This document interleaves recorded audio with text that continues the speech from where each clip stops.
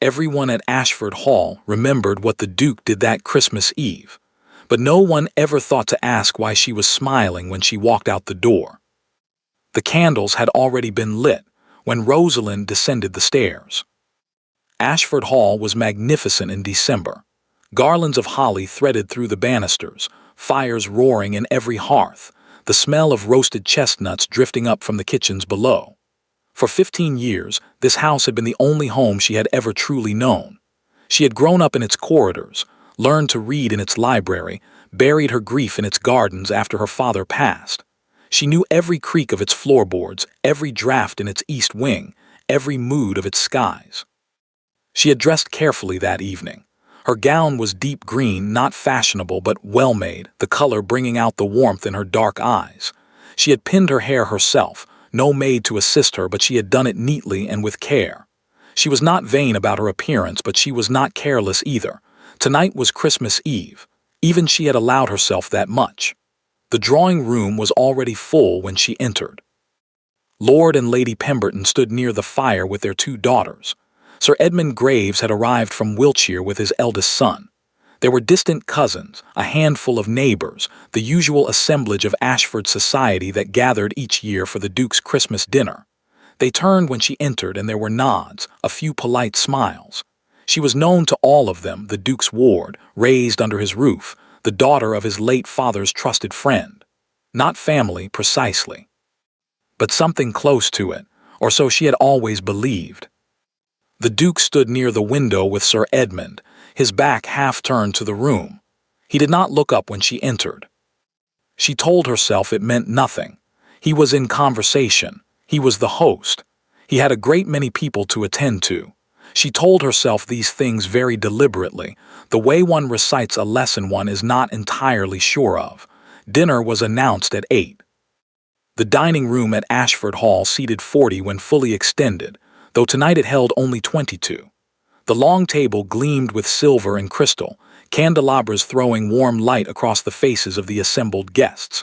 At the far end, closest to the kitchens, a secondary table had been arranged smaller, plainer, for the senior household staff who dined with the family on Christmas Eve by long tradition.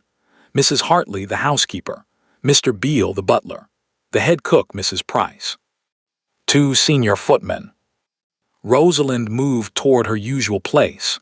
She had sat at the Duke's table every Christmas for 15 years, always in the same chair, third from his right, when she heard his mother's voice behind her. Miss Hartwell, the Dowager Duchess's tone was pleasant, clipped, precise. You are there this evening, she turned. The Dowager was gesturing not toward the main table, toward the secondary one, toward the small card bearing her name, written in the Dowager's own careful hand, placed between the chair of Mrs. Price, the cook, and the first footman. The room had gone very quiet. Not silent, people were still speaking, glasses still clinking, chairs still scraping against the parquet floor. But the conversations nearest her had softened, the way they do when something has happened that no one is yet willing to acknowledge. Rosalind looked at the card. She looked at the table. She looked for just a moment at the Duke. He was watching her now. His expression was unreadable, not cold, not apologetic, not anything she could name. He held his wine glass loosely in one hand, and he simply looked at her and said nothing. She turned back to her card. Of course, she said. Her voice came out steady. Later, she would not entirely understand how. She sat down. She unfolded her napkin. Mrs. Price, to her left, gave her a look of such naked horror that Rosalind almost wanted to comfort her. Mr. Beale, to her right, stared rigidly ahead, his jaw tight with something that looked very much like shame on her behalf. Rosalind picked up her soup spoon. She ate the first course in its entirety. She answered when spoken to. She did not cry. She did not flush. She did not look at the Duke's table where the Dowager was holding court, where Lady Pemberton was shooting careful glances toward the secondary table, where the Duke sat with his wine untouched and his eyes fixed somewhere above the centerpiece. She ate every last spoonful of her soup. And then she waited. 3 weeks earlier, she had not meant to read it. That was the thing she kept returning to in the quiet hours before sleep, the pure, almost comic accident of it. She had gone to the Duke's study to return a book she had borrowed from his shelves, a volume of natural history she had finished and meant to replace before he noticed it missing. The study had been empty, the fire burned low, the afternoon light coming thin and gray through the tall windows. She had crossed to the shelves, slid the book back into its place, and turned to leave. The letter had been sitting open on the desk. She had not sought it out, she had not lingered. She had simply turned, and it was there, and the first line had caught her eye before she could stop herself, the way a sudden sound catches the ear before the mind decides whether to listen. The handwriting was the dowager's. Rosalind knew it as well as her own. She has no one to advocate for her. That simplifies things considerably. Rosalind had stood very still for a long moment. Then she had walked out of the study, closed the door behind her, gone up to her room, and sat on the edge of her bed for the better part of an hour. She has no one to advocate for her. She had turned the line over in her mind the way one probes a loose tooth, not to cause pain precisely, but to understand the full extent of the damage. And what struck her, sitting there in the thin afternoon light, was not the cruelty of it. Cruelty she had long since learned to recognize and absorb. What struck her was the efficiency, the matter-of-factness, the way the dowager had written of her as one writes of a piece of furniture that no longer suits the room, not with malice, simply with certainty. And the Duke had not objected. There was no reply on the desk. There was no letter drafted in his hand, no note pushed back across the paper. Only silence, which in its own way was the most complete answer of all. What the dowager did not know, what no one at Ashford Hall knew, was that Rosalind had already written to Edinburgh herself. Not to Mr. Calloway, the solicitor, not to accept the placement arranged for her like a parcel to be dispatched. She had written directly to a Mrs. Agnes Farrow, the widow of a Scottish merchant, who had placed a discreet advertisement in a periodical Rosalind read every month by habit. Mrs. Farrow required a governess for her 3 daughters, beginning the 1st of January.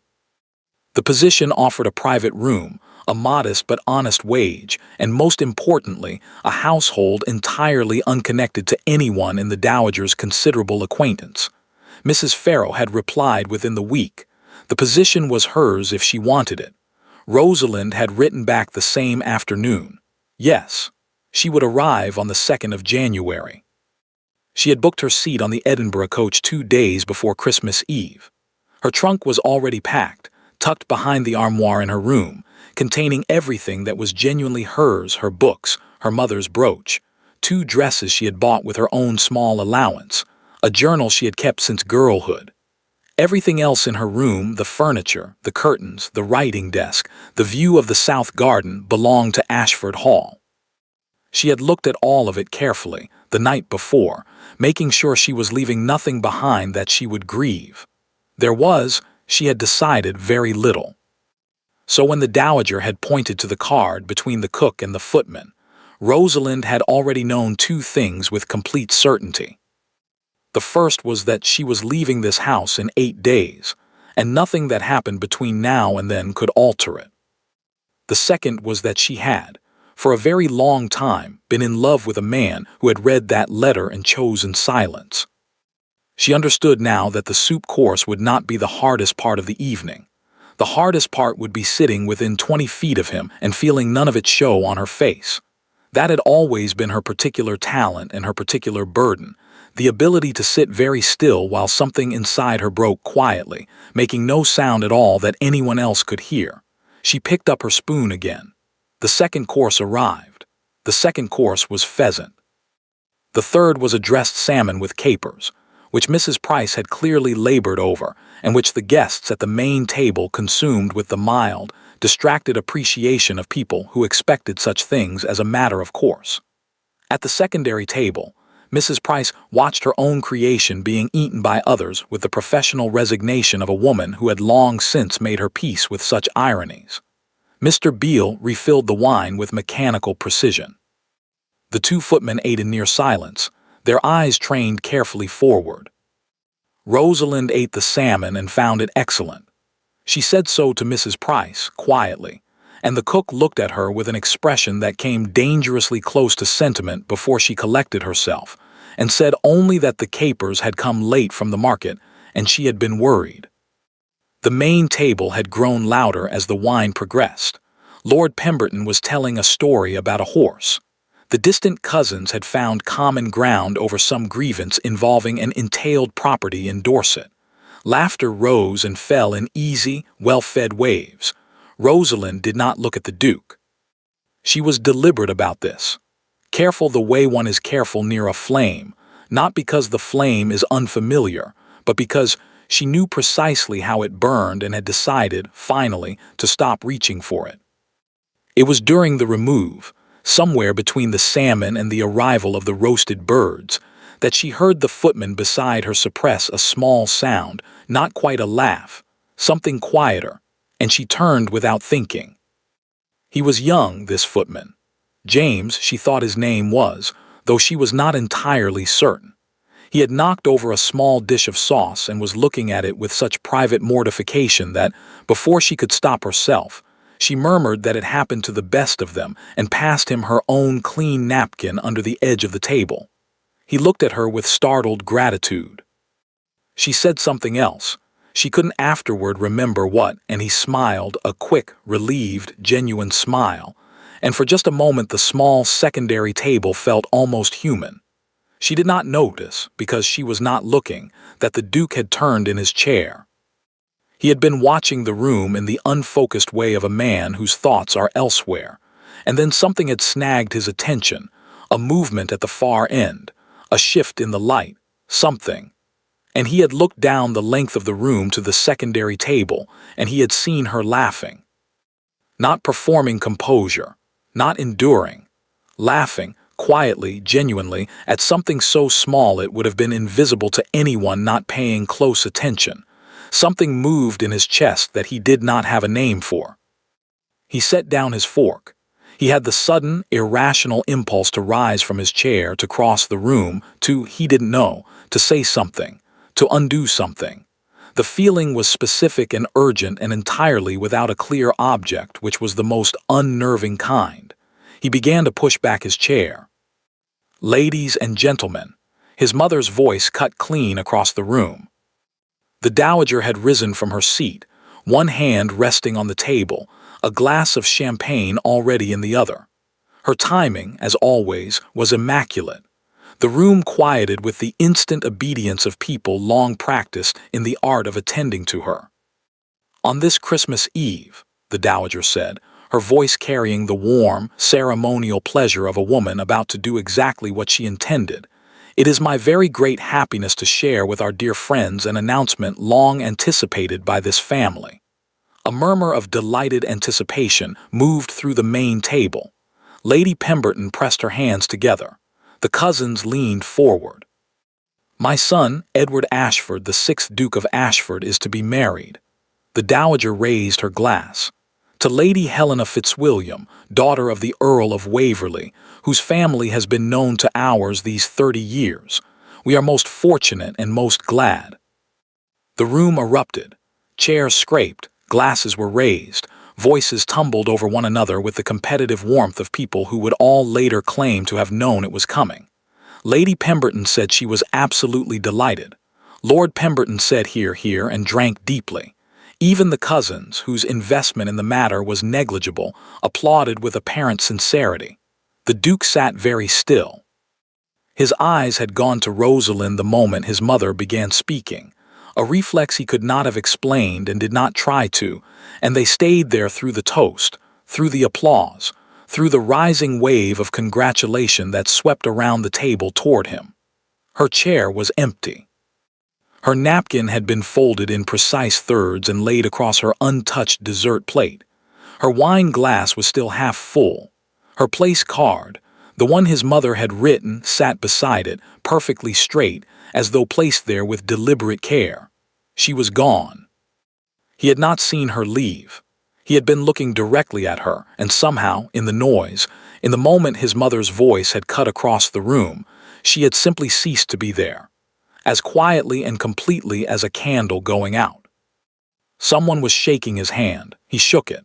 Someone else said something, and he replied. His face did what faces do in such moments, It arranged itself into the appropriate expression, said the appropriate words, accepted the appropriate congratulations with the appropriate grace. He did not hear a word of it. Later that night, after the guests had retired and the house had grown quiet, he went to his study. He did not entirely know why. He told himself he had papers to review, correspondence to attend to, the ordinary lies one tells oneself when moving towards something one is not ready to name. The fire had burned to embers. The room was cold and dim. On the corner of his desk, placed with the same precise care as the folded napkin upstairs, sat a small oval frame. He crossed to it and picked it up. It was the miniature he had painted of her when they were 17 and 19 respectively, during a summer that had seemed at the time entirely ordinary and which he now understood, holding this small painting in the half-dark, had not been ordinary at all. There was no note, no explanation, no reproach. Only this returned to him as cleanly and completely as if she were settling an old account. He stood there for a long time, holding it. Outside, the first snow of Christmas began to fall on the empty drive. He expected a letter. That was the first thing, the assumption so natural he barely recognized it as an assumption. People who left always wrote. They explained themselves, justified themselves, asked for things, accused someone of something. There was always a letter, a note, some trace of the departure that allowed the one left behind to feel that the matter was not entirely finished, that there was still a thread to pull, a conversation to be had, a resolution waiting somewhere just ahead. Nothing came. The day after Christmas, he told himself she had needed time. The day after that, he found himself listening for her step in the corridor above his study, a habit so old and so involuntary that he didn't notice he was doing it until the silence where the sound should have been became its own kind of presence. On the 28th, he asked Mrs. Hartley, as casually as he could manage, whether she had heard from Miss Hartwell. Mrs. Hartley looked at him with an expression he could not quite read. "Edinburgh, Your Grace," she said. "She left on the 27th, the morning coach." He stood in the doorway of the linen room where he had found her, and he said nothing for a moment that went on slightly too long. "I see," he said finally. "She left everything in good order," Mrs. Hartley added, in the tone of someone who has decided to be scrupulously factual in lieu of saying what she actually thought. "Her room was immaculate. She took very little." "Thank you, Mrs. Hartley." He went back to his study and sat behind his desk and looked at the miniature, which he had not returned to its drawer, and thought about Edinburgh, a city he had visited once, briefly, in a wet November 11 years ago, which had left him with no particular impression except that it was very far from Wiltshire. He wrote 3 letters over the following week. The first was careful and formal, the kind of letter a guardian writes to a ward who has left without proper notice, expressing concern for her welfare and requesting confirmation of her safe arrival and current address. He read it back and found it so bloodless that he was ashamed of it. He sent it anyway, because he did not know how to write the other kind. The second letter he wrote at midnight on New Year's Eve, with the house quiet around him and the fire lower than it should have been, and a glass of brandy he had not much wanted sitting at his elbow. That letter said rather more than the first. He was not entirely sure, reading it back in the sober light of the following morning, whether it said too much or still not enough. He sealed it before he could reconsider and gave it to the post. The third he wrote in January after 10 days of silence from Edinburgh. It was shorter than the others. He had spent a long time on it and arrived, finally, at 3 sentences that he felt were honest without being entirely without dignity. He sent it by express. None of them were answered. Not refused, not returned, not replied to with coldness or anger or even the formal 2 lines of acknowledgement that basic courtesy would have required. Simply not answered, as though they had been received, read, set aside, and quietly determined to be beside the point. He found this, somehow, more unsettling than anger would have been. Anger he understood. Anger gave you something to push against. This was different. This felt like arriving at a door you had always walked through freely and finding it simply no longer there. Lady Helena Fitzwilliam came to Ashford Hall in the second week of January, accompanied by her mother and a formidable quantity of luggage, for what was described as a getting acquainted visit. She was handsome, composed, and perfectly agreeable. She admired the portrait gallery with what appeared to be genuine interest. She sat through dinner with his mother and a selection of neighbors without any visible signs of distress. She was everything, in short, that the situation required, and the Duke was aware, watching her across the table on the first evening, that he felt for her precisely nothing, not dislike, not attraction, not curiosity. Only a mild, dispassionate appreciation of her obvious competence, of the kind one might feel toward a well-organized household account. She caught him distracted on the second evening and said, with a directness he had not expected, "You are thinking about someone else." It was not a question. He looked at her. She looked back with the calm, slightly weary expression of a woman who had been through enough drawing-room performances to recognize one when she saw it. "I am sorry," he said, because it was true and because she deserved that much. "Don't be," she said. "I am in much the same position as it happens." She picked up her wine glass. "We have both been managed into this very elegantly, haven't we?" He said nothing. She drank her wine. "I would like," she said presently, "to discuss this with you properly before the week is out. There may be a solution that suits us both rather better than the one our families have arranged." He nodded slowly. It was, he thought, the most honest conversation he had had in several months. His mother came to find him on a gray Tuesday morning in late January. She wished to discuss the wedding arrangements, the date, the church, the guest list, the particular political significance of inviting or not inviting certain families from the northern counties. She sat across from him at his desk with her small leather notebook open in her lap and her pen ready, and her expression carrying the pleasant, purposeful energy of a woman engaged in work she considers important. The Duke listened for some time. Then he said, very quietly, "What did you write to Calloway about Rosalind?" A pause, very brief, so brief that if he had not been watching for it, he would have missed it entirely. "I don't know what you mean," his mother said. "I think you do." She held his gaze for a moment with the assurance of a woman who had held far more difficult gazes than this one. Then she said, with a small composed adjustment of her posture, "I did what was necessary. You were not going to do it yourself." "You had no authority." "I had every authority." Her voice did not rise, it never rose.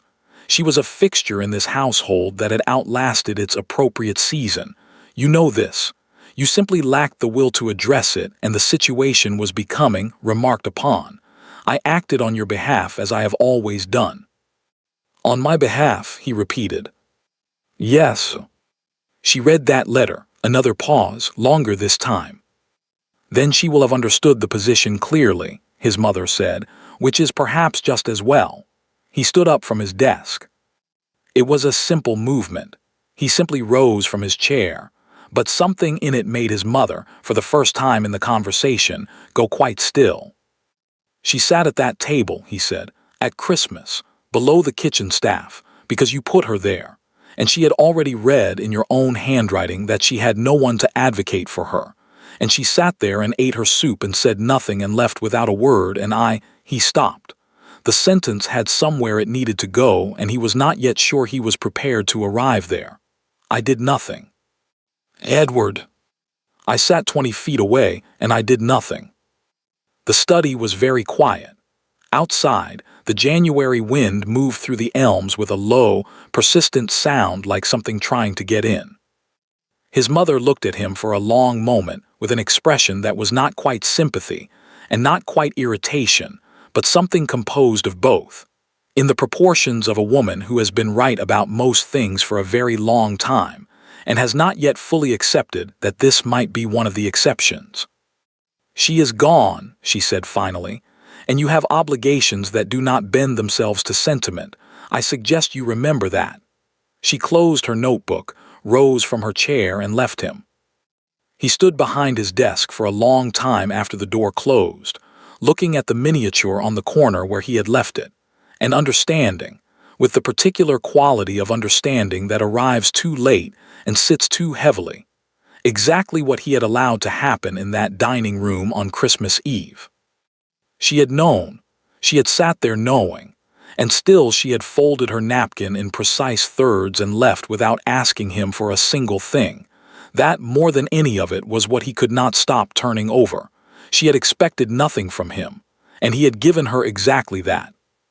The coach journey to Edinburgh took 2 days and 1 night, with a stop in a market town in the Midlands where the inn was cold, and the mattress suspicious, and the other passengers.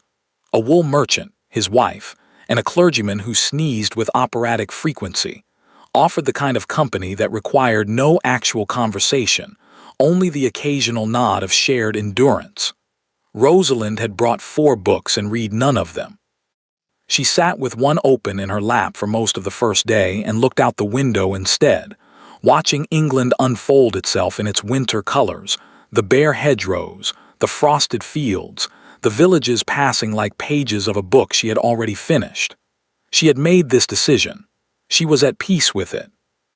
She kept telling herself these things with the steady, slightly effortful conviction of someone who is in fact at peace with a decision, but who has not yet had time to grieve everything the decision costs. She was not unhappy. She was clear-eyed about that. Unhappy was not the right word for what she was. She was emptied out, perhaps, cleaned of something that had been living in her for a long time and not yet sure what would fill the space. She watched the countryside and let herself carefully feel it. She thought about the dining room, about the card in the dowager's handwriting and the precise way she had walked to her place and sat down and unfolded her napkin without a tremor. She was not sorry she had done it that way. The alternative, the scene, the tears, the confrontation, would have given them something to talk about. This way, they had nothing. Only a folded napkin and an empty chair, which said everything she wanted said without a single word that could be used against her. She thought about the miniature. She had carried it in her dress pocket for the 2 days between Christmas and her departure, taking it out occasionally and looking at it with the detached curiosity of someone examining evidence. He had been 19 when he painted it. She had been 17. It was summer. She remembered the summer, a long and golden one before his father died and everything changed. He had asked her to sit still and she had tried and failed, and he had laughed at her and told her she was the worst subject he had ever attempted, and she had said he was the worst painter she had ever sat for, and they had both been lying, which was perhaps the beginning of everything, or the middle of it, or the part she should have paid more attention to.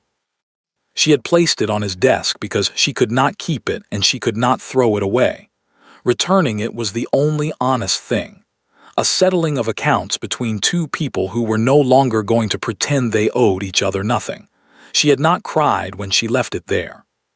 She had cried, very briefly, on the coach out of Wiltshire, with her forehead pressed against the cold glass, and the wool merchant's wife dozing across from her, and the winter fields going past in the gray early morning. She had allowed herself exactly that much, the width of 1 county, the length of 1 hour, and then she had straightened up and opened her book and not cried again. Mrs. Agnes Farrow met her at the door of the house on Harriet Row herself, which Rosalind had not expected, and which told her something immediately useful about the woman's character. She was perhaps 50, broad-shouldered, with the kind of face that had probably always been more interesting than beautiful, and had settled comfortably into that fact. Her late husband had been a merchant in the wool trade, successful enough that the house on Harriet Row was solid and well furnished without being ostentatious, the kind of house that spoke of money earned rather than inherited, which Rosalind found she preferred. She had spent 15 years in a house that was magnificent in the way of things that have always been magnificent and expect to go on being so indefinitely. There was something restful, she was discovering, about a house that had simply decided to be comfortable. The 3 daughters were presented at dinner on the first evening. Margaret, the eldest, was 14 and possessed of the particular intensity of a highly intelligent girl who has not yet found adequate outlet for it. She wanted to discuss everything, history, botany, the validity of phrenology, which she had been reading about and was inclined to dismiss. and the novels of Walter Scott, which she had strong and contradictory opinions about. Rosalind liked her immediately and without reservation. Clara, 11, was gentle and observant and said very little at the table, but watched Rosalind throughout the meal with the focused assessment of a child deciding whether a new person could be trusted. By the end of dinner, she had apparently reached a provisional conclusion in Rosalind's favor, because she passed her the salt without being asked and said, very quietly, that she hoped Rosalind liked cats, because there were 3 of them and they would need to be introduced properly, or there would be trouble. Bessie, 7, said that she had had a governess before who smelled of camphor and made her practice scales for 2 hours every day, and she hoped Rosalind would not do that. Rosalind said she detested camphor and could not play the pianoforte herself, which was a professional deficiency she was entirely willing to own, and Bessie looked at her with the relieved, uncomplicated approval of a child who has been spared something she dreaded.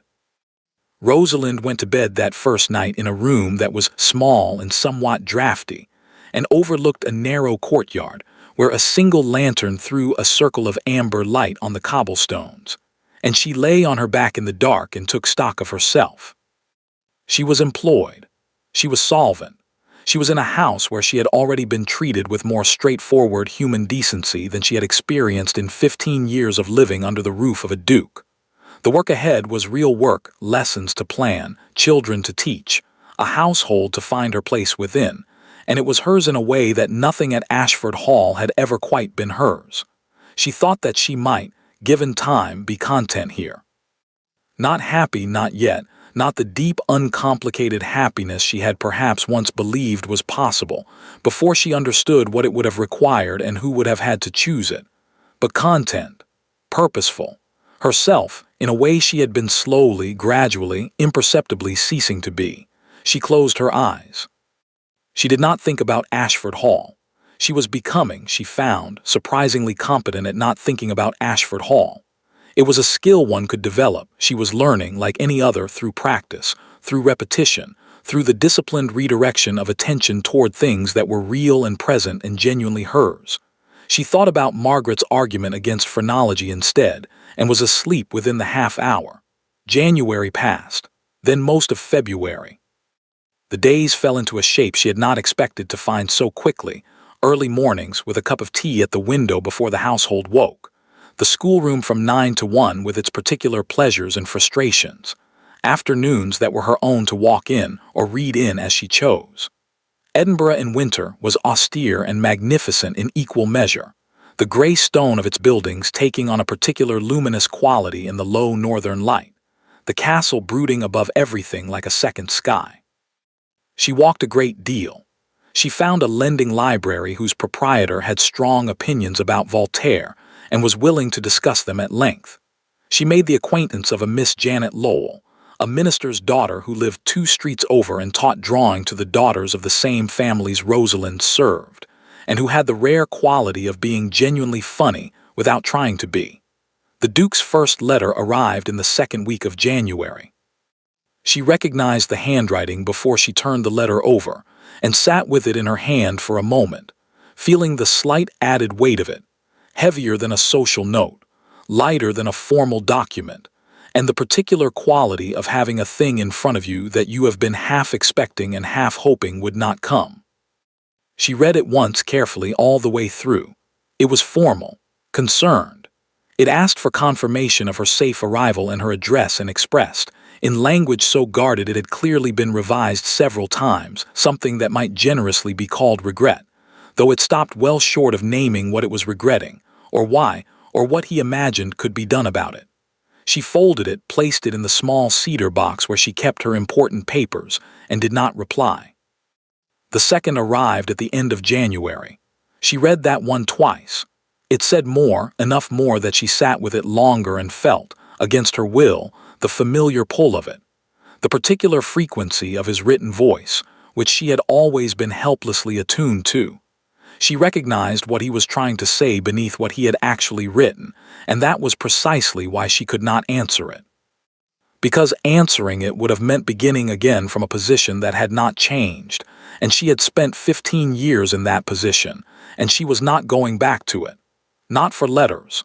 Not for what letters were reaching toward. The third came in mid-February, and she read it standing at the window with the Edinburgh sleet tapping against the glass. 3 sentences. She stood there for quite a long time after. Then she placed it in the cedar box with the others and went down to the schoolroom, where Margaret was waiting with 17 questions about the Roman occupation of Britain and an argument already prepared. The letter from the solicitor arrived on a Wednesday in late February, on a morning when the sky over Edinburgh had cleared unexpectedly to a pale, wintry blue, and the cobblestones in the courtyard below were glittering with frost. It was not from Mr. Calloway, the dowager's man. It was from a Mr. Thomas Aldridge of Aldridge and Sons, Lincoln's Inn, London. The name meant nothing to her. She broke the seal with the mild curiosity one brings to unexpected correspondence, expecting perhaps some administrative matter connected to her departure from Ashford Hall, an accounting of some small personal sum, a formality of some kind. She read the first paragraph and sat down. She read it again. Her father, who had died when she was 11, who she remembered in fragments. His hands, his laugh, the particular smell of his study, the way he had called her his most sensible person, had left a provision in his will that had been held in trust by Aldridge and Sons for the past 15 years. The provision was simple in its structure and extraordinary in its implications. A parcel of land in the Scottish borders, 30 acres, a farmhouse, a modest annual income from its tenancy, held in trust for his daughter until the conditions of release were met. The conditions were written in her father's own words, set down before his death, preserved in the careful language of legal document, but unmistakably his voice beneath it. The trust shall be released to my daughter Rosalind upon the occasion of her departing the household of the Ashford family of her own free will and volition, uncoerced by dismissal, disgrace, or the action of any other party. Should she leave freely of her own choosing, the property and its income pass to her in full and without condition. Should she be removed by any other means, the trust reverts to a charitable institution of Mr. Aldridge's choosing. She will know when that day is. She always has. Rosalind sat at the small writing table in her room for a very long time. Outside, the frost was beginning to melt. She could hear Clara in the corridor below, talking to one of the cats in the patient, reasonable tone she used with animals and small children. The smell of breakfast came up from the kitchen. Edinburgh went about its Wednesday morning with perfect indifference to what was happening in the small room on the second floor of the house on Harriet Row. Her father had known. He had died when she was 11 years old, before he could protect her himself, and so he had done the next best thing. He had built her a way out and hidden it inside the law, where no one could touch it, and he had made it conditional on exactly the one thing that would prove she had not been broken by whatever came before it, that she had left freely, chosen freely on her own terms and no one else's. She had no one to advocate for her, the dowager had written. Her father, dead for 15 years, had been advocating for her all along. She pressed her fingers flat against the letter and breathed carefully, the way one breathes when something is moving through you that is too large for the ordinary size of a Wednesday morning. Grief and gratitude wound together so tightly she could not have said where one ended and the other began. She thought of him, his hands, his laugh, the way he had looked at her sometimes when he thought she wasn't watching, with the particular expression of a parent who sees in their child something they hope the world will not diminish. It had not diminished her. She thought he would have been glad to know that. She sat there until she had her face in order again. Then she folded the letter with the same care she had folded her napkin on Christmas Eve, precisely, deliberately, as a woman who knows the value of what she is holding, and placed it not in the cedar box with the Duke's letters, but in the inside pocket of her dress, close to her, where she intended to keep it for some time. She went downstairs to the schoolroom. Margaret was already at her desk, spectacles on, a new argument about Roman aqueducts visibly forming behind her eyes. Clara had brought a cat. Bessie had drawn a horse on the cover of her arithmetic book and was looking at it with innocent satisfaction. Rosalind stood in the doorway for a moment and looked at all of it, the cold morning light, the scratched wooden desks, the cat arranging itself on the window ledge with sovereign authority, the three girls who were already, in their different ways, beginning to feel like something that belonged to her. She had 30 acres in the Scottish borders and an income and a door her father had left open. She had, for the first time in her adult life, somewhere that was entirely and irrevocably hers. "Right," she said, stepping into the room. "Margaret, Aqueducts, let's hear it." Lady Helena Fitzwilliam had requested the conversation on a Thursday. She arrived at Ashford Hall in the first week of March, with considerably less luggage than her January visit, and a manner that had shed, entirely, the polished social performance of that earlier occasion. She wore a plain traveling dress and no jewelry except her mother's ring, and she came alone, no companion, no lady's maid hovering at a discreet distance, which told the Duke, before she had said a single word, that whatever she had come to say was something she intended to say as herself, without the cushioning architecture of rank and propriety around it. He received her in the library, which was the room in the house that felt least like his mother's territory. She sat across from him with her hands folded in her lap and a directness in her expression that he had come, over the preceding weeks, to genuinely respect. Whatever else Lady Helena was, she was not a dissembler. He thought, not for the first time, that under other circumstances, in a world where neither of them had been steered here by the careful hands of people who considered such arrangements simply good management, they might have been friends. "I want to release you from this engagement," she said, "and I want you to let me do it cleanly, without the kind of negotiation our families will attempt to impose on the process." He said nothing. He waited. "I have been corresponding," she continued, with the composed precision of someone who has rehearsed a difficult thing until it became manageable, "with a gentleman in Edinburgh, a Mr. Robert Cairns. We were acquainted some years ago, before my family decided that a duke's name was a better prospect than the happiness of their daughter. I did not argue at the time.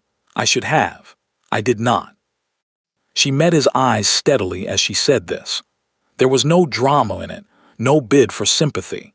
Simply a fact, stated clearly, by a woman who had decided she was done with the indirection that had brought her to this library in the first place. "Mr. Cairns is a man of respectable means and impeccable character," she said. "He is not a duke. My mother will not recover from this for some considerable time. I have accepted that." A pause. "I am telling you this because I think you deserve to know the full situation, and because I believe you are in a position not entirely unlike my own, though you have been considerably less willing to name it." The Duke looked at her for a long moment. "Edinburgh," he said. It was not a question. She understood it anyway. Mr. Cairns mentioned in his last letter that he had encountered a Miss Hartwell at a lecture on Scottish antiquities at the Royal Society. He described her as formidably intelligent and entirely unmoved by his first attempt at conversation, which he found encouraging. The faintest smile. "He is persistent by nature. I asked him, quite deliberately, not to be persistent in this particular direction. I thought you should have the opportunity first." The Duke stood. He crossed to the window and stood looking out at the park, the bare trees, the gray sky, the long drive that led away from the house and eventually, after enough roads and enough miles, to Edinburgh. "She has not answered my letters," he said. "No," Lady Helena agreed. "I imagine she hasn't." "She may not receive me." "She may not," she said.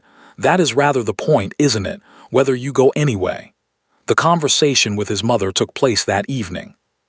He had considered, briefly, the possibility of managing it delicately, of finding a sequence of words that would convey his intentions while preserving enough of the existing architecture that his mother could retreat from it without too much visible damage. He had always been, by temperament, a man who preferred navigation to confrontation. He had learned it young in this house, from a woman who was so comprehensively certain of her own correctness that disagreement had always seemed less like a legitimate alternative and more like a failure of understanding on the part of whoever disagreed. He had sat with that thought for some time before going to find her. He found her in the drawing room, reading correspondence by the fire, a cup of tea going cold at her elbow. She looked up when he entered with the mildly alert expression she reserved for unexpected interruptions, not unwelcoming, simply assessing. "Lady Helena is releasing the engagement," he said. His mother set down her letter very carefully. "I see. She has her own reasons, which are hers to speak of or not as she chooses. I am not contesting it." "Edward, I am going to Edinburgh." A silence fell over the room that had a different quality from his mother's usual silences, those measured, tactical pauses she deployed the way a chess player deploys a tempo, to force the other person to speak and thus reveal something. This silence was different. This one had something in it that he had not, in 34 years, heard in his mother's silences before. Something that might, in a less composed woman, have been called uncertainty. "She left," his mother said finally. "Of her own choosing, she made herself very clear." "She made herself very clear," he agreed, "because you made the situation very clear to her, in writing, before Christmas." "I acted in your interest." "You acted in the interest of the Ashford name," he said, "which is not the same thing, and I think you know that, and I think we have both pretended for a very long time that it was." He kept his voice level. He was not angry precisely, or rather, he had been angry for several weeks, and had arrived on the other side of it at something quieter and more durable, something that felt uncomfortably like clarity. "I am not reproaching you. You have always done what you believed was right for this family. I understand that. But I am 34 years old, and I have spent those years doing what was expected of me, and I sat at a table on Christmas Eve and watched a woman I have known since she was a girl be seated below the kitchen staff, and I said nothing, and I cannot—" He stopped, steadied himself. "I will not compound that with continued inaction." His mother looked at him for a long time. The fire crackled. Somewhere in the house a clock was ticking with its usual indifferent precision. "She may not have you," she said at last. "I know. She would be entirely within her rights." "I know that too." Another silence. His mother looked down at the letter in her hand, then set it aside on the table beside her tea.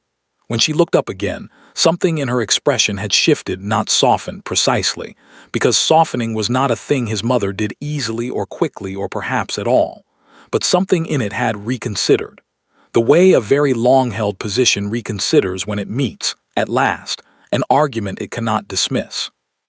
"She is a good woman," his mother said, very quietly, the words appearing to cost her something she had not budgeted for. "Yes," the Duke said, "she is." He left her by the fire and went to tell his valet to pack a bag for Scotland. In Edinburgh, on the same Thursday evening, Rosalind was sitting at the writing table in her room with the lamp lit, and a stack of exercise books open before her, Margaret's essay on the Roman conquest, Clara's arithmetic, Bessie's letters which were improving, and which Bessie would be pleased to hear tomorrow morning. A knock at her door. Mrs. Farrow put her head in. "A letter came for you this afternoon," she said. "I forgot to give it at dinner. Forgive me." She set it on the corner of the desk and withdrew with the tact of a woman who knew when to leave a room. Rosalind looked at the letter. The handwriting was unfamiliar, a neat, somewhat angular hand she didn't recognize. The postmark was Edinburgh. She broke the seal with the paper knife and unfolded it. It was from a Mr. Robert Cairns. He introduced himself briefly, a merchant, a neighbor in the loose sense that Edinburgh used the term, a friend of the Farrow family. He had met her at the Royal Society lecture in February, he wrote, though he suspected she might not remember him. He had attempted conversation, and she had been politely conclusive on the subject of ending it, which he entirely understood and did not hold against her. He was writing, he said, because he felt she ought to know something, and because his conscience would not allow him to stay silent about it. He was engaged recently to a Lady Helena Fitzwilliam of Wiltshire, who had, in the course of their recent correspondence, mentioned Rosalind by name. Lady Helena had asked him, with considerable delicacy, to write to warn her that a certain party might be making the journey to Edinburgh in the coming days. Lady Helena wished it known, through this somewhat circuitous route, for which she apologized, that the engagement between herself and the Duke of Ashford was being dissolved, and that this dissolution was entirely of her own initiation, and that the Duke was coming to Edinburgh not at anyone's suggestion, but of his own choosing and his own will. He had thought, Mr. Cairns wrote in closing, that she deserved to hear this from a neutral party rather than to be taken by surprise. He hoped the information was welcome. He hoped further that she was well, and that Edinburgh was treating her kindly. He remained with respect, etc. Rosalind read the letter twice. Then she set it down and sat very still at her writing table, with Margaret's essay on Roman conquest open in front of her, and the lamp making its small circle of yellow light in the Edinburgh dark, and the sounds of the house settling around her. Mrs. Farrow's voice somewhere below, a cat moving in the corridor, the distant clatter of a carriage on the cobblestones outside. He was coming. Of his own will, not managed into it, not steered by anyone, coming because he had chosen to, which was the thing she had waited 15 years for him to do about anything that mattered and had stopped, finally, expecting. She thought about what she would say. She thought about what she would not say. She thought about the cedar box with its 3 unanswered letters, and the miniature she had returned to his desk, and the folded napkin, and all the years of sitting very still while things happened around her that she had no power to change. She thought about 30 acres in the Scottish borders and her father's handwriting, and the door he had left open. She was not the woman who had sat at that table in December. She understood that clearly and without drama. That woman had been waiting, still waiting for something to be given, waiting to be chosen, waiting with the patient endurance of someone who has confused endurance with virtue. She was not waiting any longer. She had walked through the door. She was standing on the other side of it, in a life that was genuinely and entirely hers. If he came to Edinburgh, he was coming to find that woman. Not the one he had left behind. She picked up her pen. She thought for a moment. Then, with the quiet and deliberate composure that had always been her greatest resource, she turned back to Margaret's essay on Roman conquest and wrote her comments in the margin in her neat, clear hand. She would sleep on it. She had learned these past months that most things looked different in the morning, clearer, truer, stripped of the drama that night had a way of lending them. She would sleep, and in the morning she would know what she thought, and whatever she decided, she would decide it freely. That was, after all, exactly what her father had arranged. He arrived on a Saturday. Edinburgh received him with the weather it reserved for Southerners who came north in March without adequate preparation. A low, determined rain that was not quite cold enough to be dignified as sleet, but was certainly cold enough to be unpleasant, driven sideways off the firth by a wind that knew its business. The Duke stood outside the house on Harriet Row for a moment after his carriage had pulled away, his coat already damp at the shoulders, looking up at the building with the expression of a man who has rehearsed a thing many times and is now discovering that rehearsal and arrival are not the same experience at all. The house was solid and well kept, painted shutters, a brass knocker in the shape of a thistle, a lamp burning already in the downstairs window, though it was only mid-afternoon because the March sky over Edinburgh had decided that adequate light was someone else's responsibility. He knocked. A housemaid answered, young, efficient, mildly startled by the quality of his coat relative to the ordinariness of the door she had just opened. He gave his name and asked if Miss Hartwell was at home. The maid disappeared. He stood in the narrow entrance hall and waited, his hat in his hands, water dripping quietly from his brim onto the flagstone floor. He heard footsteps on the stairs above, then a pause. Then the footsteps resumed more slowly, and Rosalind appeared at the top of the stairs and looked down at him. She was wearing a dark blue dress he had never seen before. Her hair was pinned simply, the way she had always worn it when she was working rather than performing. She was not wearing the expression he had been braced for, not cold, not wounded, not the careful blankness of someone marshalling their defenses. She was simply looking at him with the clear, level attention she had always brought to things that required it, as though he were a problem she was in the process of assessing. He had forgotten, somehow in the months of her absence, how completely she could look at a person, how there was nowhere to hide in it. "Your Grace," she said. The formality of it landed with quiet precision. "Miss Hartwell," he held her gaze, "I am sorry to arrive without warning." "You are not entirely without warning," she said, which told him that Mr. Cairns had written, which told him that Lady Helena had arranged it, which told him, as he already knew, but now felt with the full weight of it, that he had not deserved any of this consideration and had been given it anyway. She came down the remaining stairs. "Come through," she said, and led him into a small sitting room off the hall, a comfortable room, plainly furnished, with books stacked on every available surface and a fire burning and a gray cat occupying the best chair with absolute sovereign authority. Rosalind did not remove the cat. She simply took the other chair and left him the small sofa, which was upholstered in a faded green that had clearly once been fashionable and was now simply itself. He sat. The cat regarded him with the specific contempt that cats reserve for people who have recently done something to deserve it. He thought, absurdly, that he had never in his life felt the weight of a room's judgment more completely.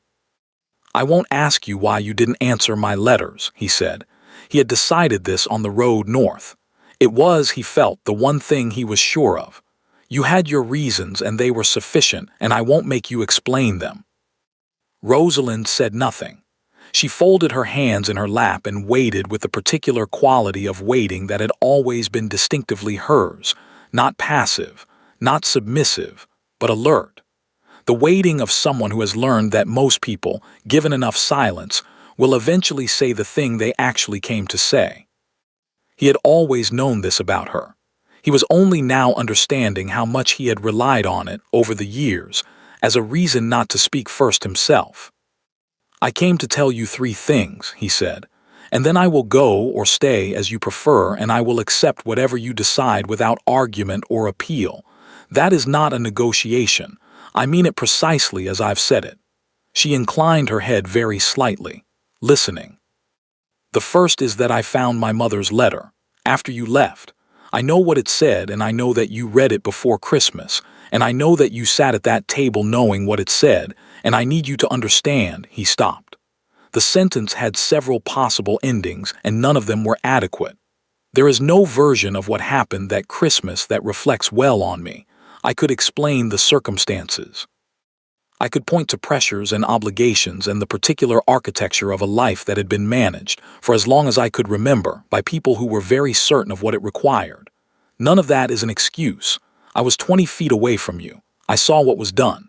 I said nothing and I did nothing, and I have thought about that every day since you left, and I am not here to ask you to excuse it. I am here to tell you that I know it clearly, without qualification." The fire shifted. A coal settled with a soft sound. The cat, apparently satisfied with something, closed its eyes. "The second thing," he said, "is about the miniature." Her hands in her lap were very still. "I painted that the summer I was 19, he said. "You kept moving and I told you to sit still, and you told me I was a poor painter, and we were both lying, and I think we both knew it even then. I kept that miniature for 15 years. It sat in my desk drawer and I took it out occasionally, more often than I would ever have admitted to anyone, including myself, and I looked at it, and I put it back, and I went on with whatever was required of me." He paused. "When I found it on my desk on Christmas night, I understood, for the first time, with the particular clarity that comes too late and costs too much, what I had been doing with it all those years, what I had been doing with a great many things, keeping them in drawers, taking them out in private, putting them back." He looked at her directly. "I am 34 years old, and I have spent those years being very competent at the management of a large estate and very thoroughly useless at anything that mattered." Something moved across Rosalind's face, brief, involuntary, quickly composed. He couldn't name it with certainty. He went on before he lost his nerve. "The third thing is the simplest and the one I should have said first, 15 years ago, and did not, because I was a coward dressed up as a responsible man." He met her eyes. "I love you. I have loved you for so long that I cannot identify the beginning of it, which I think means it was never not the case. I am not telling you this because I expect anything from it. I am telling you because you have spent your entire adult life in a house where people decided things about you without telling you the truth, and I will not do that. You deserve to know the truth of where I stand, even if what you do with that information is to ask me to leave Edinburgh and not return. The room was very quiet. Outside, the rain moved against the windows with its patient, indifferent sound. Somewhere above them, footsteps, one of the children, moving between rooms. The ordinary life of the house going on around this particular moment with complete unconcern. Rosalind looked at him for a long time. He held her gaze and did not try to read it, and did not try to fill the silence, which was perhaps the hardest thing he had done in the entire journey. "You said you would stay or go as I preferred," she said at last. "Yes. And that you would accept whatever I decided without argument." "Yes." She rose from her chair. She crossed to the window and stood looking out at the rain on the cobblestones below, her back to him, her hands loosely at her sides. He waited. The cat opened one eye, assessed the situation, and closed it again. "I am not the person who left Ashford Hall," she said. Her voice was quiet and even and completely serious. "I want you to understand that before anything else. I'm not waiting to be brought back to something, or restored to something, or returned to a version of my life that has simply been corrected. That life is over. I have 30 acres in the Scottish borders and an income and 3 girls upstairs who need a governess and a city that I am, slowly, learning to love. That is mine. Whatever happens or does not happen, that remains mine." "I know," he said. "I would not ask you to give any of it up." She turned from the window, looked at him. "You have not asked me anything," she said. "No," he held her gaze. "I don't think I've earned the right to ask, not yet." Something shifted in her expression then, something small and careful, like a door that has been locked a long time moving a fraction on its hinges. Not open, but no longer quite as firmly closed. "I need time," she said. "Not as a courtesy, not as a softening of a refusal. I genuinely need time because what you have said tonight is considerable, and I have spent 15 years learning not to trust considerable things said by people who subsequently go quiet, and I am not capable of simply setting that aside in one evening, however sincerely the evening has been conducted." "I understand." "I am not saying no."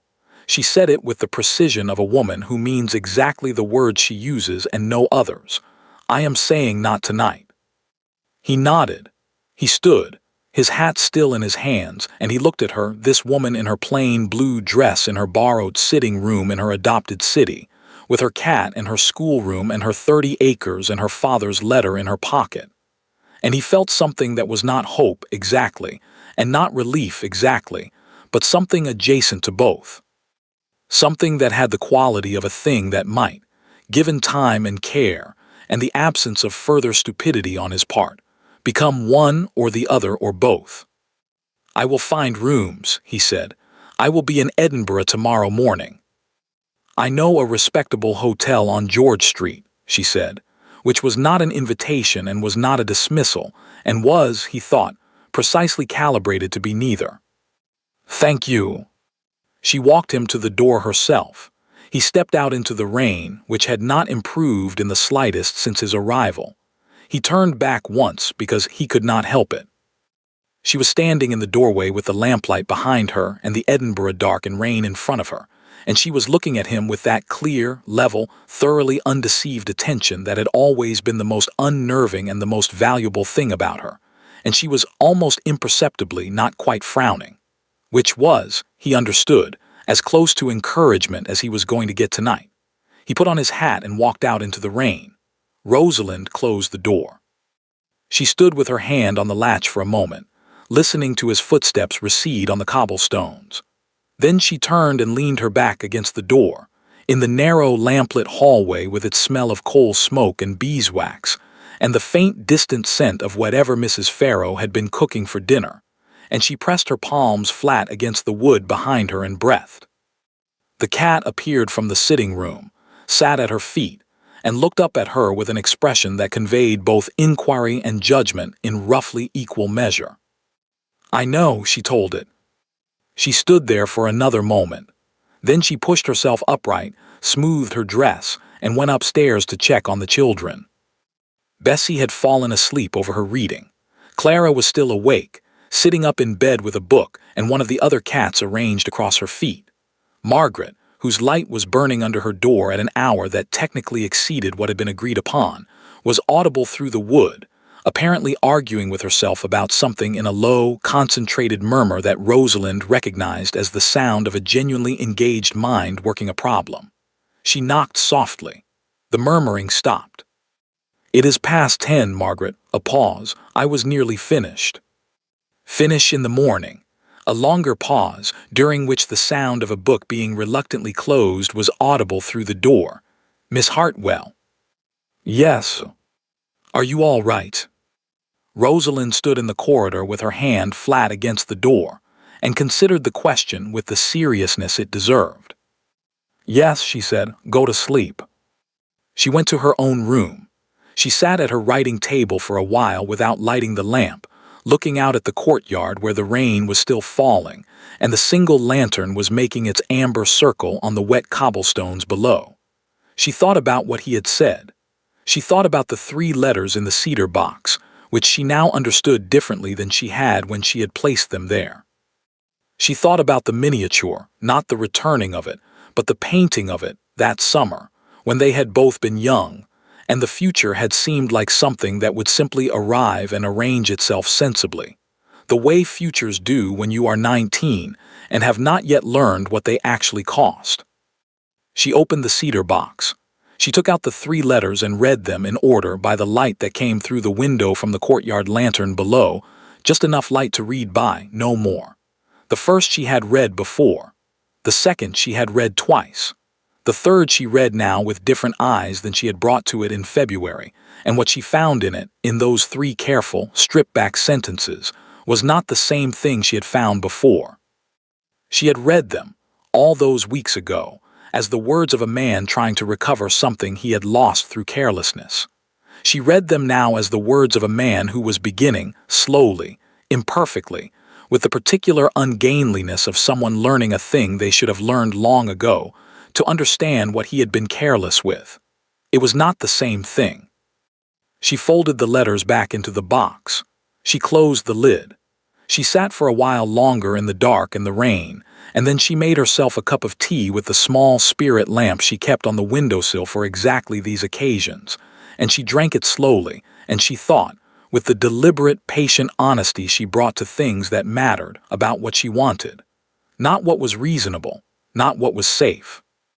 Not what the woman she had been at Ashford Hall would have wanted, from behind the glass of 15 years of waiting. What she, Rosalind, who owned 30 acres and had earned her own wage, and had walked out of that dining room with her napkin folded and her spine straight, what she wanted. She sat with the answer for a long time before she allowed herself to name it. Then she set down her cup and went to bed and slept for the first time in months, without dreaming of Ashford Hall at all. The estate was called Hartwell Grange, which was what the tenants had always called it, and which she saw no reason to change. It sat on a low rise above a river in the Scottish borders, surrounded by 30 acres of rough pasture and a kitchen garden that had been somewhat neglected under the previous arrangement, but which had, over the spring and summer, responded with considerable enthusiasm to being properly attended to. The farmhouse itself was old, older than Ashford Hall by at least a century, built in the solid, undecorated way of buildings that have decided to outlast everything and are simply getting on with it. The ceilings were low. The windows were deep set. The floors were flagstone throughout and cold in the mornings unless you remembered to put on shoes, which Rosalind frequently did not, being a person who had always thought better without them. She had taken possession in June, once the school term in Edinburgh was finished and Mrs. Farrow had found, through some minor miracle of the neighborhood network, a replacement governess who met with Margaret's exacting standards. The farewell had been prolonged and sincere. Clara had cried, which she had clearly found embarrassing and done anyway with great dignity.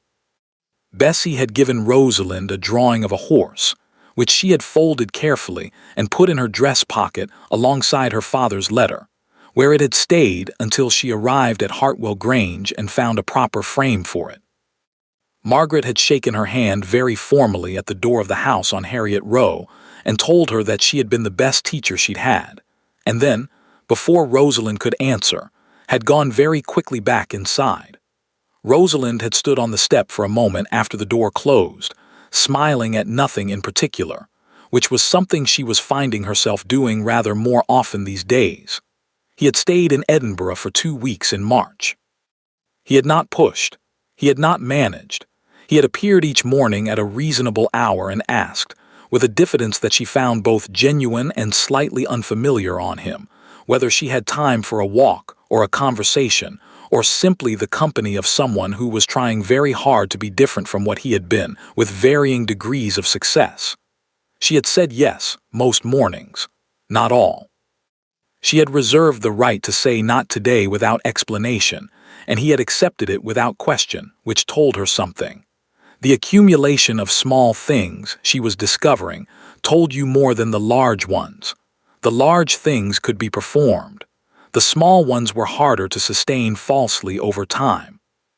They had walked through Edinburgh in the March rain and talked about everything except the thing they were really talking about, which was, she supposed, what courtship had always been, stripped of its formalities. He had been funny, which surprised her. Not in the polished drawing-room way, but in the quieter, more private way of a person who had spent a long time being serious in public and had, somewhere in the preceding months, decided to stop treating that as a requirement. He had told her, on the last morning before he returned to Wiltshire, that he would come back whenever she allowed it and stay away as long as she required, and that he had no intention of making this easy for himself by making it uncomfortable for her, and that he understood the difference between the two things now, which was an understanding he had arrived at somewhat late but intended to keep. She had looked at him for a moment on the steps of the hotel on George Street, in the thin March sunshine that had arrived on his last day, as if the weather had decided finally to make an effort, and she had said, carefully, that she thought he might come back in May. He had come back in May, and July, and September when the borders were turning gold and the estate was settling into autumn, and there was, she was discovering, something particular about watching the Scottish light move across the hills in the late afternoon that made her feel, with a quiet and uncomplicated certainty, that she was exactly where she was supposed to be. He had stood beside her at the window on one of those September afternoons and said nothing for a long time, which was something he had become considerably better at, the companionable silence, the willingness to simply be present without requiring the moment to become something else. And then he had said, very quietly, that he thought he understood now what she had meant about the 30 acres. "Do you?" she said. "It is not the land," he said. "It is that no one gave it to you." She had looked at him then, sideways, in the way she had begun to let herself look at him, without the careful management of expression she had maintained for so many years, without the glass between herself and what she actually felt. "My father gave it to me," she said. "He left you the door," the Duke said. "You walked through it yourself." She had not answered him that afternoon. She had let the silence sit between them in the golden September light, and he had let her, and neither of them had felt the need to resolve it into something more definitive than it was. 3 weeks after that visit, she had written him a letter. It was not long. He had read it, she imagined, the way she had read his more than once in different lights, looking for the thing beneath the thing. She hoped he had found it. She was fairly certain, knowing him as she now did and as she had always done, that he had. Christmas at Hartwell Grange was nothing like Christmas at Ashford Hall. There were no 40-seat dining rooms, no garlands of imported holly, no assembled ranks of county society performing seasonal goodwill at one another across 3 feet of polished mahogany. There was a table that seated 12 at a push, which tonight seated 9, Mrs. Farrow and her daughters, who had made the journey from Edinburgh with considerable excitement and considerable luggage, Mr. Cairns and Lady Helena, who had married quietly in October and were spending their first Christmas in Scotland, and the Duke, who had arrived the previous evening with his valet and a quantity of wine that she had told him was excessive and which was turning out to be precisely right. The Dowager had not been invited. This had been discussed once with the seriousness it deserved and set aside. Perhaps next year, perhaps the year after. There was time, and the situation was what it was, and Rosalind had found, over the course of a year in which she had become very clear about what she was and was not willing to carry, that she could hold space for the possibility of repair without requiring it to happen before she was ready. Her father's letter had taught her that, among other things. Some provisions took time to mature. She had received in November a brief note from the Dowager. It had not said very much. It had said enough. She had read it and sat with it and placed it, not in the cedar box, which she was retiring from use, but in the small desk drawer where she kept things that were not yet resolved but were no longer urgent. That seemed, she thought, like the right place for it. Dinner was loud in the way of tables where the people around them actually like each other.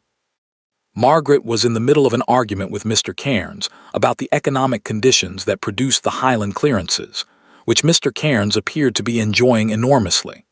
Clara was teaching Bessie a card game of questionable rules that she claimed to have invented herself. Lady Helena and Mrs. Farrow had discovered a shared and passionate opinion about a novel they had both read and were pursuing it with the focused energy of people who have found an unexpected ally. The candles threw warm light across all of it, the mismatched chairs, the good wine in the plain glasses, the remains of a goose that had been excellent and a pudding that had been, as Bessie announced to the table, the best thing she had ever eaten in her entire life, which Rosalind had made herself and was inclined to agree with. She sat at the head of her own table. That was still a thing she felt every time, the particular unflashy solidity of it, not as triumph, not as vindication, simply as fact, the way the most important things become fact when they have settled into the ordinary shape of daily life. This was her table in her house on her land. She had put the flowers in the middle herself, late holly from the kitchen garden, unpretentious and dark-berried. She had chosen every person sitting around it. She had cooked a portion of what they were eating with her own hands, which would have horrified the Dowager, and which she had decided was a quality she was entirely content to cultivate. The Duke was at her right. He had been talking to Mrs. Farrow for the past quarter of an hour about the tenancy arrangements of the Grange. He had offered, in September, to have his own land agent review the terms as a favor, not as a correction, and she had thought about it for 2 weeks and then accepted, and he was listening to her with the full, unhurried attention she had watched him develop over the course of this year, the attention of a man who has decided that listening is not a courtesy, but a skill worth acquiring. He caught her looking at him. He raised his glass very slightly, not a toast to the room, just to her. A small, private thing, the kind that exists only between two people and belongs to no one else. She raised hers in return. After dinner, when the candles had burned lower and the table had been cleared and Bessie had fallen asleep on the sofa with the cat. There was always a cat. She was discovering. This was apparently a permanent condition of her life now, and she found she didn't mind. And the conversation had settled into the quiet, unhurried warmth of a table that has no reason to perform any longer. The Duke leaned toward her and said, very softly, so that only she could hear, "No one seated below the kitchen staff this year." She looked at him. He was watching her with that expression she had been learning over the course of this year, the one that was not the face he presented to drawing rooms and solicitors and county society and his mother. The one beneath all of that. The one that was, she had come to believe, actually his. She thought about the Christmas a year ago, the card in the Dowager's handwriting, the walk to her place and the unfolding of her napkin, and the first spoonful of soup taken in the absolute stillness of a decision already made. She thought about the Edinburgh coach in the cold gray morning, and the room on Harriet Row, and the cedar box, and the letter from a dead man who had known her well enough to build her a door and trust her to find it. She thought about a summer when she was 17, and he was 19, and neither of them had known what it was they were beginning, and whether that beginning had survived everything that came after it, bent and altered and delayed by 15 years of things left in drawers and things not said. Whether it had survived all of that and arrived here, at this table in this house, on this particular Christmas night, intact. She thought it had. She thought it was, if anything, the stronger for it. The way things are stronger for having been tested. The way a door, once it has been opened freely, does not close in the same way again. No, she said, no one. And she laughed, not the careful, managed laugh she had deployed for years in rooms where laughing required permission, but the real one, the one that came from somewhere unguarded and uncalculated and entirely her own. It filled the low-ceilinged room completely. Outside, over the Scottish borders, the first snow of the year had begun to fall quietly, without fuss, the way the best things arrive. It settled on the rough pasture and the kitchen garden and the dark river below the rise, and on the roof of Hartwell Grange, which was old enough to have seen a great many winters and had decided long ago that it intended to see a great many more. Inside, the candles burned. She had no one to advocate for her, the letter had said. She had walked through a door her father left open. She had built the rest herself. Thank you for listening to the story all the way to the end. Please tell us which city you're watching from and what the story made you feel. Don't forget to subscribe so you won't miss new stories.